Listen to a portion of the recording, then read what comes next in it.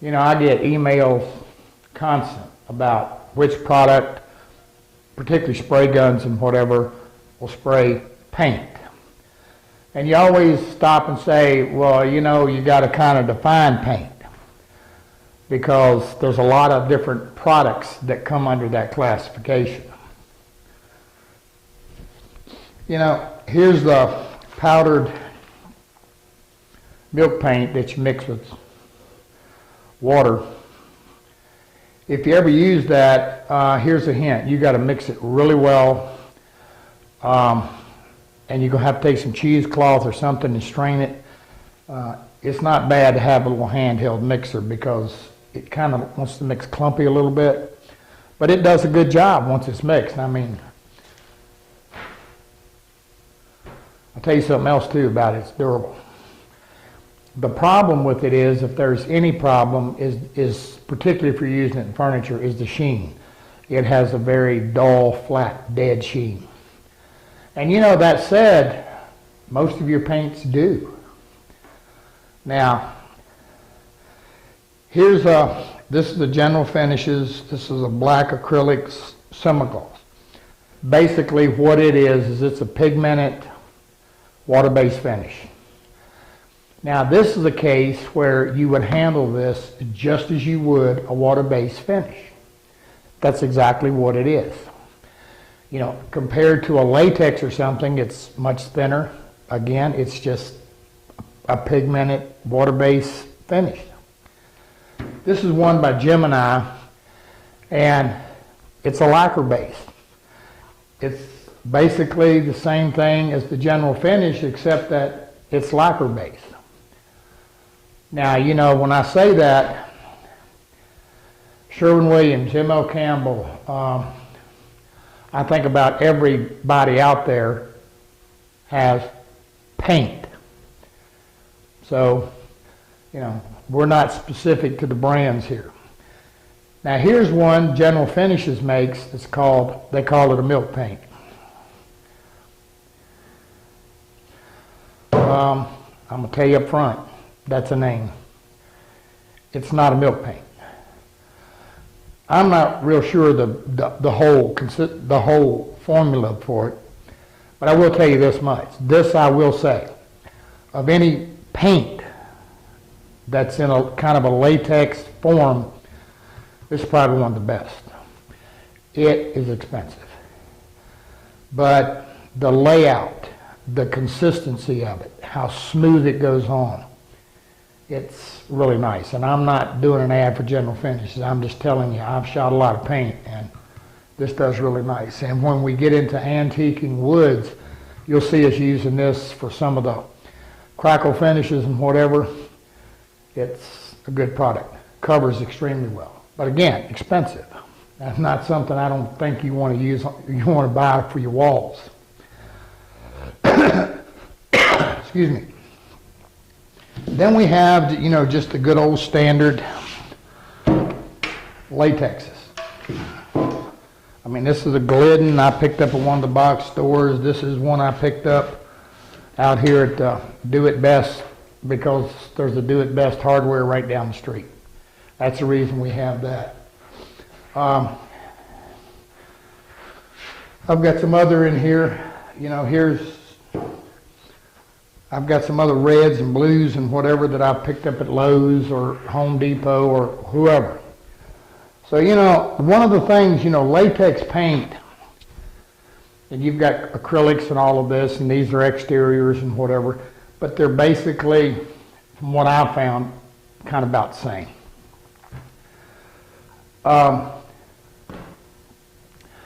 If I'm using a latex paint for furniture, I want a flat or eggshell.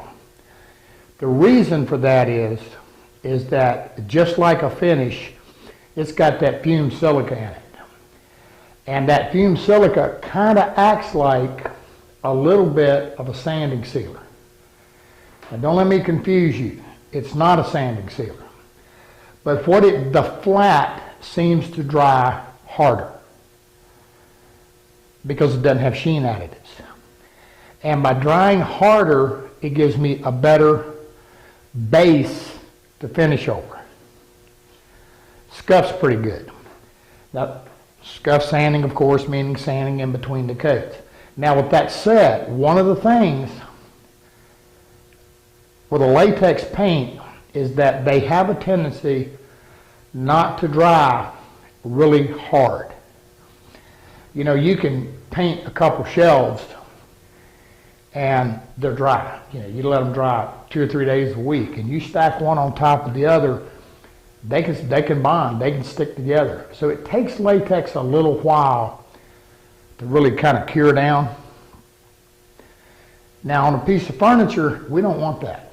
We want something down tight, close to the wood. Now when we're using a latex paint for furniture, cabinets or whatever, what we're after is simply creating a color. That's it. That's all we're after. We just want to get the color on there. Now with that said, if you go and you're able to buy a spray can of a color that you like, works fine. However, you don't want to use the enamels. Enamels make a finish unto themselves. Think of it as an oil. It's kind of an oil base. And if you try to put a lacquer over an enamel, that doesn't work. A shellac over it either. It will curdle it. The term is called lifting. I mean, it'll just crinkle it up like a raisin or prune. A lacquer is going to go on thinner, dry hard, dry fast, and you can put a water base over it, or you can put a solvent base over it. So if I'm using a spray can, I'm just after color, because then I can come back with my regular clear finishes over top of it. That's my durability. Makes for a good way to paint. And understanding that kind of gives you a breakdown of paints. Now here's one that you'll see when we get in outdoor finishes. This is a little interesting. This is an exterior house paint. There's only one problem. We didn't let them put any pigment in it. Now I'm gonna tell you something, a lot of places won't sell it to you that way. So you kind of gotta be easy. But what is it? Well, if you don't put any pigment in it, you've basically got a clear water-based finish designed for exterior. And we'll see this. But we can actually use this as an exterior transparent paint. Is this the one? Make sure I got the right one here so I can mess it up. Yeah. Now this kind of looks white and it's thick, so we'll have to thin it, but like a water-based paint or water-based finish, when it dries clear. So we'll see that. Kind of a different approach, if you will. I mean, you can see it's semi-transparent right now, but again, when it dries, it'll dry clear. It's got the UV protectants and all of that. Think about it a minute. When they add a pigment to that base, all they're adding is color. The color doesn't have anything to do with adding UV protectants or durability to it. It's just color, it's pigment. So, something to think about there if you need a paint for exterior with no color. All right, that's kind of the way paints break down. I mean, we could get into forever on paint and this and that. But as we go through this, we'll show you spraying some of it and how we handle it and how we use it.